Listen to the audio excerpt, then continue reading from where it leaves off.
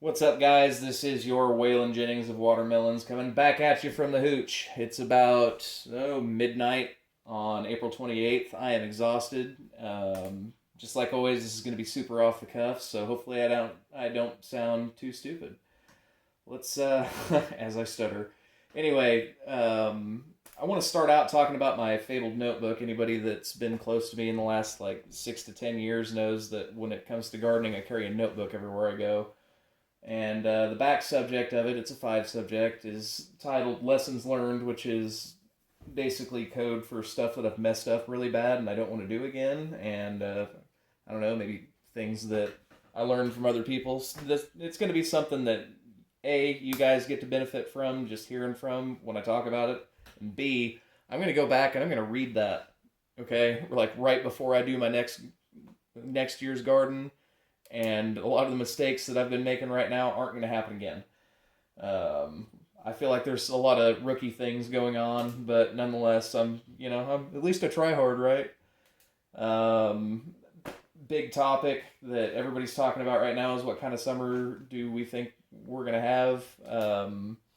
Last couple of years have been pretty weak sauce. We don't get a whole lot of heat. We get, well, more moisture than I remember us getting when I was a kid. So I guess that's something I can't complain too much about. But regardless, I would kind of plan on kind of having like late cucumbers, late tomatoes, stuff that really needs a lot of heat. Guys, it's we're not gonna have it real soon. It's just like let's not even get our hopes up. Not unless the Farmer's Almanac is actually right this year. I think it's been for the last 3 years. I know for a fact this year they're saying, "Oh, well, we're gonna have a hot, wet summer." All right, let's see it.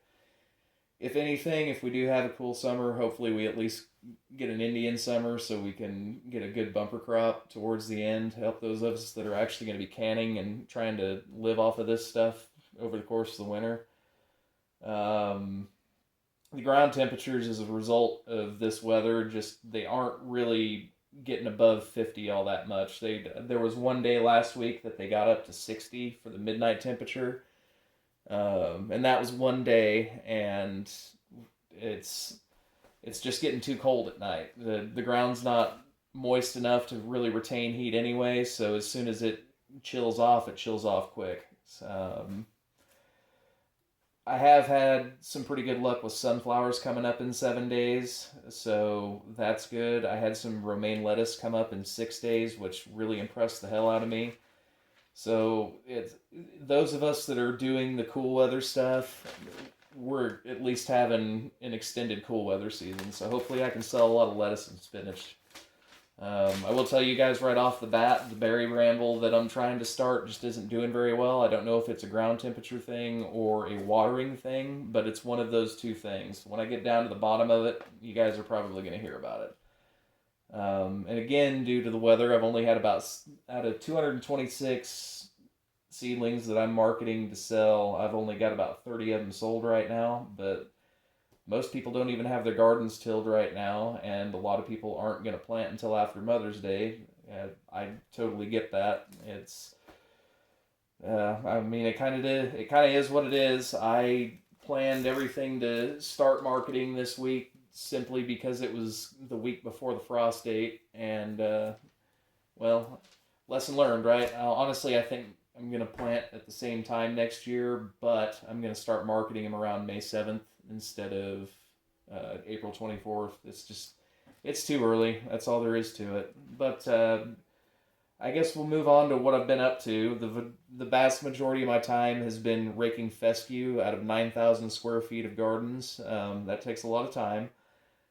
Making squash mounds and stuff like that. Just getting a lot of earthwork done that I could while the ground temperature was below 45 because I don't really like planting anything before that. And obviously sowing a lot of seed. It's not a whole lot of fun when it's as windy as it has been, but I've learned to cope with it. It is what it is. It was the same in Oklahoma.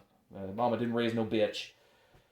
Um, I have been transplanting a lot of my mints out, taking a huge risk in doing that especially with some of the varieties that I have out there. But the fact of the matter is, I don't want to come home at sundown and take care of a full 22 flats of seedlings in a nursery. I don't have it in me right now. I'm the tractor now, and the tractor is tired.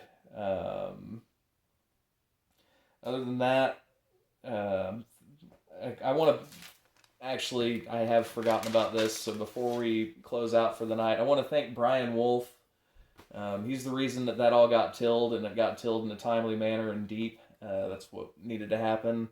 We also have Dave Francis. He made a generous contribution that has basically covered the cost of a lot of my trellising that I'm going to be doing, and that is very, very, very, very, very helpful. I also want to thank Mike Schlick and Brian Hendricks, just a couple of farmers around here that have kind of taken me under their wing and are helping.